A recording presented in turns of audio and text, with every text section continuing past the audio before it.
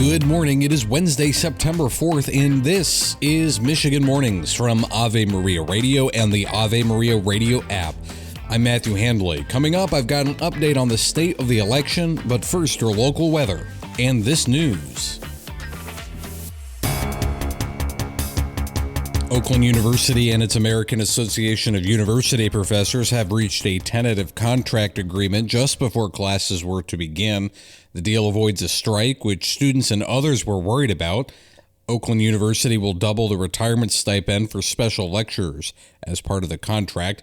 Pay for professors will go up by 4% this year with a merit pool increase and 3% for years 2 through 5. Employees of Marathon Petroleum's Detroit refinery are on strike as of 5 a.m. this morning. More than 250 members of the Teamsters Local 283 will stop working. The union and Marathon have been in a contract talks since December. Operations at the plant are not expected to be affected by the strike.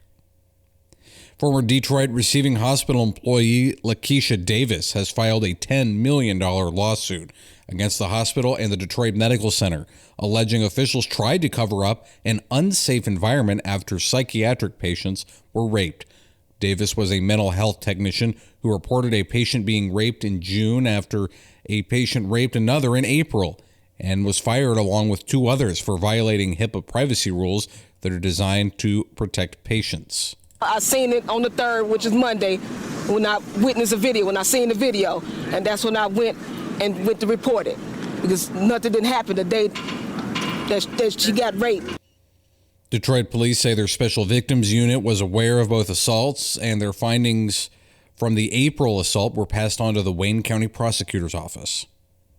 Local leaders, including Wayne County Executive Warren Evans and Congresswoman Debbie Dingell, will meet with state and federal officials today to discuss the disposal of radioactive waste at a Van Buren Township landfill.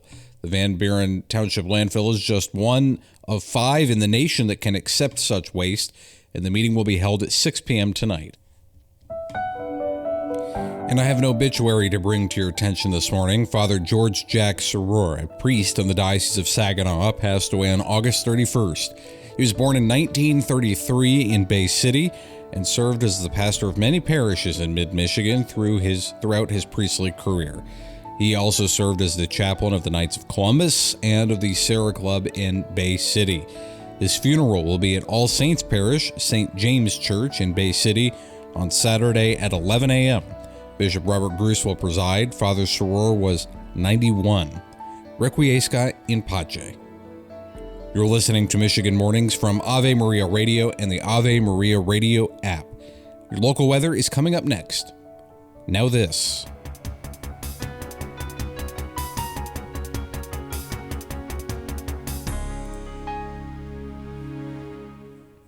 The leading Catholic voices are on EWTN Radio. When you are predictable in your authority, you will actually have to use that authority less. Consistent discipline leads to less constant discipline. The more you act when you need to act, the less you will have to act in the future with similar misbehavior. The Doctor is in with Dr. Ray Garendi.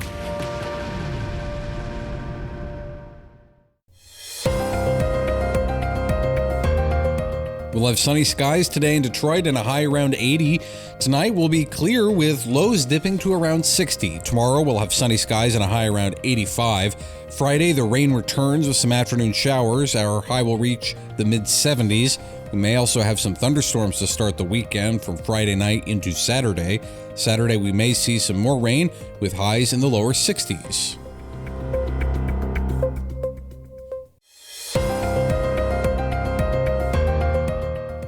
We'll have sunny skies today in Saginaw and a high around 81. Tonight will be clear with lows dipping to around 54. Tomorrow we'll see sunny skies and highs around 86. Friday the rain returns with some afternoon showers. Our high will reach the lower 70s. That rain should clear out by Friday night, leaving Saturday with partly sunny skies and cooler temperatures in the lower 60s.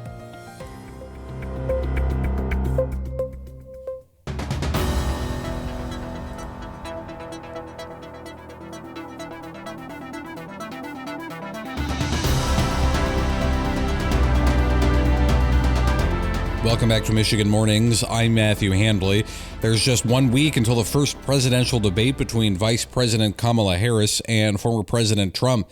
NBC News' Peter Alexander with the details on how Harris is preparing for the debate. Multiple sources familiar with Harris's preparations tell NBC News she's held a series of work sessions between campaign stops and her official duties.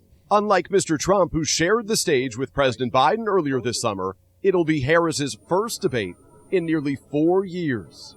And it's been 2 weeks since Robert F. Kennedy Jr. ended his bid as a candidate, officially showing his support for Donald Trump at a rally in Arizona. News Nation's Brooke Schaefer reports. RFK Jr. saying in part it's because of their shared stance on the war in Ukraine and his hopes for unity in American politics. Now, we know that there were conversations between the two camps before Kennedy dropped out of the race nearly 2 weeks ago. Today, there's also new reporting from the New York Times that a few months ago, Mr. Trump considered naming Kennedy as his running mate. But even with this new endorsement for the former president, polling is still happening today to find out what impact, if any, this could have on the race for the White House. Yesterday, a judge ruled Kennedy must stay on the ballot here in Michigan, citing state law about when candidates can withdraw their names. RFK Jr. has been trying to get his name off the ballots in swing states in an effort to support Donald Trump. Judges in Wisconsin and North Carolina also ruled Kennedy must stay on the ballot. He was successfully removed from the ballots in Arizona, Florida, Nevada, Ohio, Pennsylvania, and Texas. And the latest poll from the Detroit News and WDIV-TV that still included Kennedy had Trump up 1 point here in Michigan. A Detroit Free Press poll that ended on August 26th that didn't include RFK Jr. also had Trump up 1 point here in the swing state.